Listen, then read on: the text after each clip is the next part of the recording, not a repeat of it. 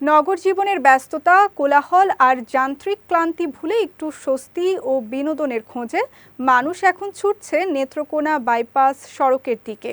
চল্লিশা বাজার থেকে সিলেট সুনামগঞ্জ বাইপাস সড়ক ঘেঁষে জেলা সদর উপজেলার ১০ নং রোহা ইউনিয়নের দুধকুড়া এলাকা ধীরে ধীরে রূপ নিচ্ছে দর্শনার্থীদের নতুন আনন্দের ঠিকানায়।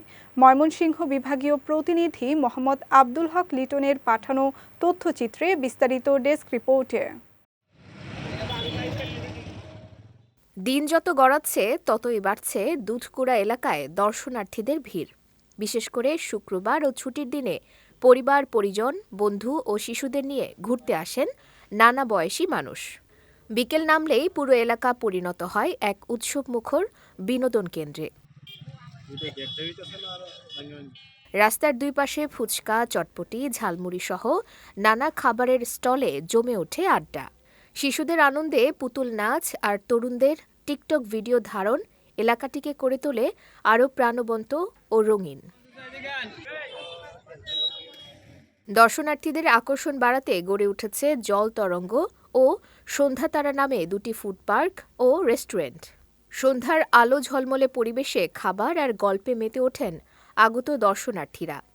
খুবই ভালো লাগলো, এখানে আইসা ফ্যামিলি নিয়ে ঘুরতে পেরে খুব সুন্দর আনন্দ ফিল করছে, বাচ্চারা খুব খুশি আছে।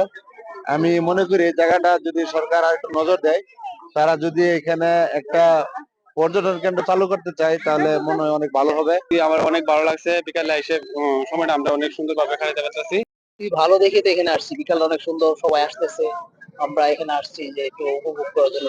চল্লিশা থেকে বাইপাস সড়ক খোলার পর জায়গাটা সত্যি অনেক সুন্দর হয়ে গেছে। পরিবার নিয়ে ঘুরতে এসে ভালো লাগছে। যদি এখানে একটা পার্ক থাকতো তাহলে বিনোদনের সুযোগ আরও বাড়ত বলে জানান দর্শনার্থীরা। বিকালবেলা সবাই আসছি ফ্যামিলি নিয়ে ঘুরতে, ভালোই লাগছে। পাশাপাশি যদি একটা শিশু পার্ক হতো তাহলে আমাদের বাচ্চাদেরকে নিয়ে ফ্যামিলিগত ভাবে আমরা ঘোরাফেরা করতে পারতাম। হ্যাঁ, আরো বেশি আনন্দ লাগতো, দূর দূরান্ত থেকে মানুষ আসতো, বাচ্চাদেরকে আনন্দ দিতে পারতো, নিজেরাও আনন্দ অনুভব করতে পারতো। এখন কোনো বিনোদন কেন্দ্র নাই যেখানে মানুষ বিকালবেলা একটু ঘোরাফেরা করবে, সময় কাটাবে। তবে এটা হওয়াতে সামান্য কিছু হইলো বিনোদনের একটা সৃষ্টি হয়েছে, আশ্বাস হয়েছে। তবে যদি একটু পার্কের ব্যবস্থা করা যায় তো বসার জন্য লোকজন অনেকজন আসা যাওয়া করে, বাচ্চারা বিকালবেলা একটু বিনোদনের জন্য, তাহলে মানে এটা অনেক উপকার হইতো। এখানে আসলো অনেকটাই ফ্যামিলি নিয়ে একটু সময় দিলে অনেক ভালো লাগে। এদিকে ঘুরতে আসা দর্শনার্থীদের নিরাপত্তা নিশ্চিত করতে সার্বক্ষণিক টহলে রয়েছে পুলিশ। আইনশৃঙ্খলা পরিস্থিতি স্বাভাবিক রাখতে নিয়মিত নজরদারি চালানো হচ্ছে বলে জানিয়েছে প্রশাসন। বাইপাস এলাকাটা অত্যন্ত প্রশস্ত একটা রাস্তা এখন হচ্ছে, মানুষ উৎসুক, মানুষ প্রচুর এখানে যাওয়া আসা করে, এটাকে তারা পর্যটন হিসেবে ধরে নিয়েছে। সেই হিসাবে আমরা প্রত্যেক সময়ই আমাদের মোবাইল টিম, আমাদের চেকপোস্ট এবং আরো অন্যান্য যে টিমগুলি আছে প্রত্যেকটা টিম ওখানে থাকে যাতে এখানকার শান্তি শৃঙ্খলা বজায় থাকে। এই হিসাবে আমরা সর্বোচ্চ তৎপর আছি।